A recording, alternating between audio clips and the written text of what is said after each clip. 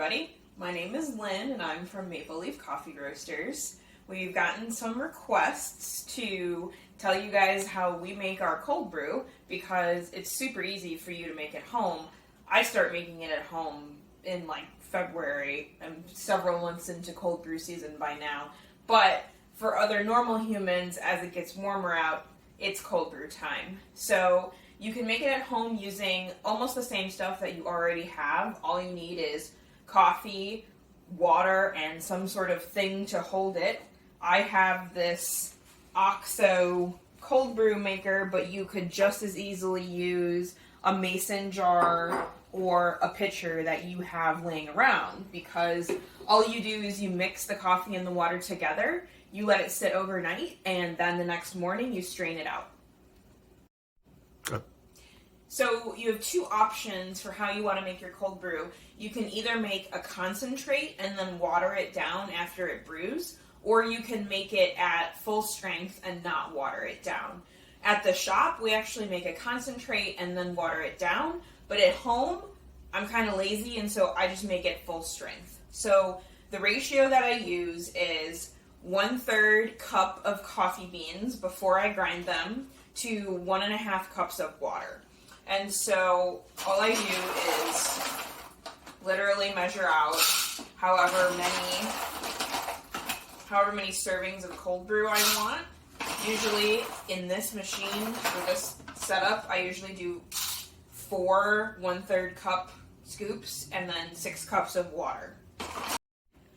So if you wanted to make a concentrate, you would either double the amount of coffee or halve the amount of water. So you could do 1/3 of a cup of beans to 3/4 of a cup of water, or 2/3 of a cup of beans to 1.5 cups of water. And then from there, you can actually dilute it down to whatever your taste is.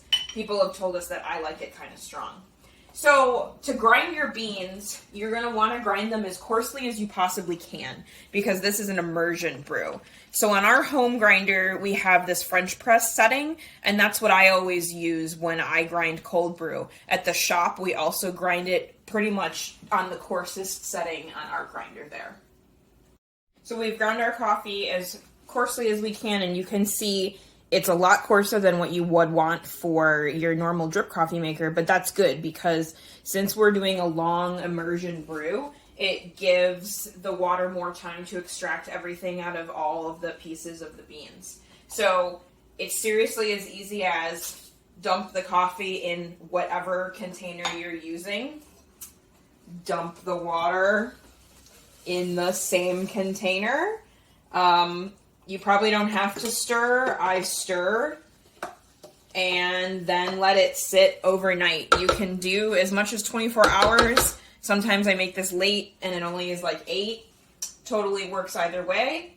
Strain it in the morning, put the rest in the fridge. You're good to go.